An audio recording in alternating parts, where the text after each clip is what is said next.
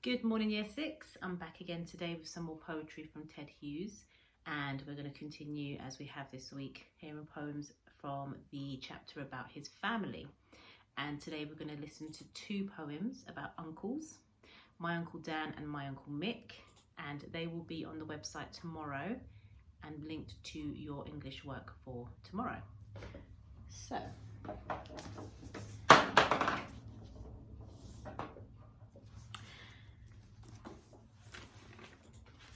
first one we'll start with is My Uncle Dan. Had a little read of this one earlier, and the rhythm in it is a little bit difficult for me to get the hang of, and there's one word in there that I'm not sure I'm going to be able to read. I'll show it to you at the end, but let's have a go. My Uncle Dan. My Uncle Dan's an inventor. You may think that's very fine. You may wish he was your uncle instead of being mine. If he wanted, he could make a watch that bounces when it drops. He can make a helicopter out of string and bottle tops, or any really useful thing you can't get in the shops. But Uncle Dan has other ideas. The bottomless glass for ginger beers, the toothless saw that's safe for the tree, a special word for a spelling bee, like lion-o sarang altan angada, or roll-uppable rubber ladder. The mystery pie that bites when it's bit, my Uncle Dan invented it. My Uncle Dan sits in his den, inventing night and day.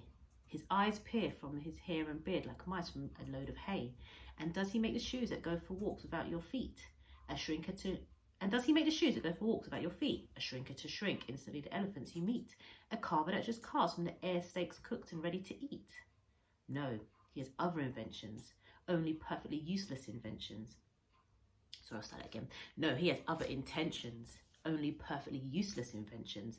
Glassless windows, they never break. A medicine to cure the earthquake. The unspillable screwed down cup. The stairs that go neither down nor up. The door you simply paint on a wall. Uncle Dan invented them all.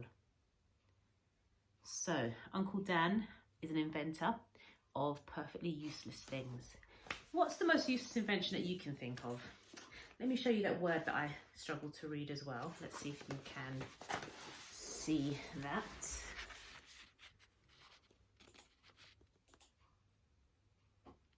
I realise that it's probably the wrong way around.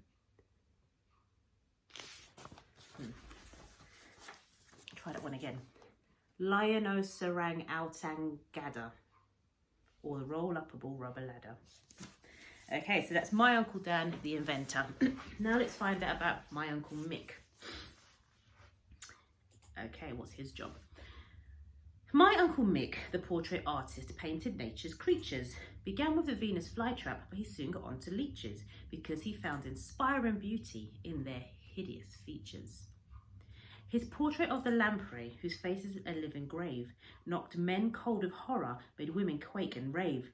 When you've seen what's what, he said, that's how you should behave. He painted a life-size portrait of a laughing alligator, with a man's feet sticking out, and titled The Creator, doing repairs and maintenance inside his excavator. The bigger the fright, said Uncle Mick, the more it can inspire us. He filled his ceiling with the portrait of a vicious virus, and out of his walls came sharp sharks with jaws like doorways to devour us. But alas, his fate was waiting when he painted a tiger's roar. We found his paints and brushes scattered around upon the floor. Had the tiger got him? Uncle Mick was seen no more. We gaze at the tiger's portrait now. Was that my uncle's fate? His painting was too lifelike, and his rescuers too late. Those eyes glare dumbly back at us, and our hairs stand up straight. So Uncle Mick disappeared after painting a very lifelike portrait of a tiger. Maybe the tiger came to life and got him. What happened to Uncle Mick? Who knows? So that's the last of the Ted Hughes poems that I'll be reading this week. And as I said, this will be linked to your English work for tomorrow. And I will read another poem tomorrow, not linked to English. So Cedar class, you might not be familiar with this one. It's a favourite of Willow classes.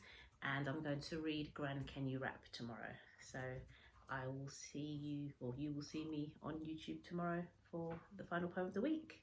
Have a good day. Bye, Year 6.